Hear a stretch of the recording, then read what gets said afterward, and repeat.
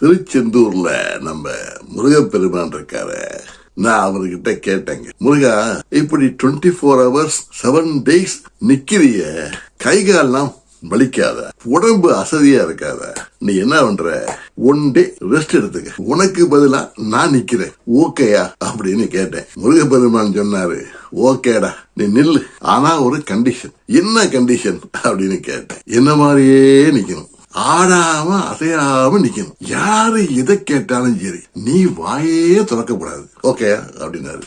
Okay pass அப்படின்னு 2 பேரும் இடத்த எக்ஸ்சேஞ்ச் பண்ணிக்கிட்டோம். நாளைக்கு காலையில வந்து உன்னை ரிலீவ் பண்றேன்னு சொல்லிவிட்டு முருகப்பெருமான் பூட்டாருங்க. நான் நிக்கிறேன். குமரேசன் வந்தார். யாரு குமரேசன்? எங்க திருச்செந்தூர்லயே மோசமான ஆளு வந்தாரு. வந்து, முருகா இன்னைக்கு என்னுடைய கலப்பட வியாபாரத்துல 10 லட்சம் ரூபா சம்பாரிச்சேன், ஓ ஷேரு 1 லட்சம் ரூபா இந்த உண்டியல்ல போட்டுறேன்னு சொல்லிட்டு 1 லட்சம் ரூபாய உண்டியல்ல போட்டாரு. மீதி 9 லட்சம் ரூபா இருக்க பணப்பைய கீழே வச்சுட்டு என்ன கண்ணை மூடிக்கிட்டு மனம் உருகி கும்பிட்டு விட்டு பூட்டாரு. போகும்போது பணப்பைய எடுக்க மறந்துட்டாரு நம்ம குமரேசன். கொஞ்ச நேரத்துல ஒரு ஏழை விவசாயி என்கிட்ட வந்தாரு. என் உண்டியல்ல ஒரே 1 ரூபா போட்டாரு. போட்டு விட்டு, நான் ரொம்ப சிரமப்படுறேன் முருகா, ஏதாவது ஏற்பாடு பண்ணப்படாதா அப்படின்னாரு. சொல்லிவிட்டு கீழே பார்த்தாரு. அந்த பணப்பை திறந்து பார்த்தாரு. முருகா உன் கருணையே கருணை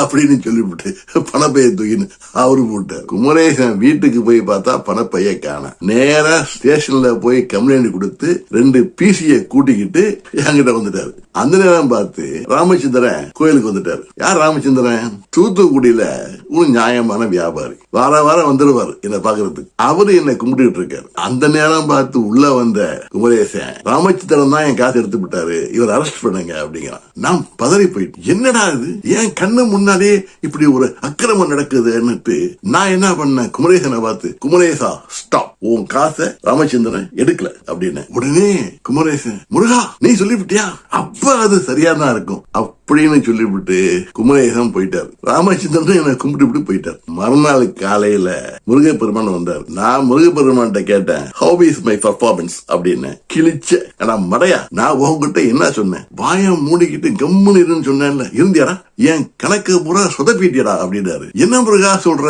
அப்படின்னு. இந்த பேப்பரை பாருன்னு தினத்தந்தியை காட்டுறாரு. அதை போட்டிருக்கு, ராமச்சந்திரன் கார் விபத்தில் மரணம் அடைந்தார்னு போட்டிருக்கு. முருகப்பெருமான் சொன்னாரு, அடே அந்த குமரேசன் தப்புக்கு மேல தப்பு பண்றான், அவனுடைய பாவ கணக்கு ஏறிக்கிட்டே போகுது, அதை கொஞ்சம் குறைக்கலான்னுதான் அவன்கிட்ட இருந்து கொஞ்சம் காசை எடுத்து அந்த ஏழை விவசாயிக்கு கொடுத்தேன். இந்த ராமச்சந்திரன் இன்னைக்கு கார்ல போனா விபத்து நடக்கும்னு எனக்கு தெரியும், அதனால தான் போலீஸ வச்சு அவரை அரெஸ்ட் பண்ண வச்சேன். அரெஸ்ட் பண்ணியிருந்தாங்கன்னா 2 நாள் உள்ள இருந்திருப்பார், கார்ல போயிருக்க மாட்டார். என்னுடைய எல்லா கணக்கதையும் சொதப்பிட்டியடா அப்படின்னாரு முருகப்பெருமான். அப்பதாங்க எனக்கு புரிஞ்சது, நாம போடுற கணக்கு வேற, அவன் போடுற கணக்கு வேற.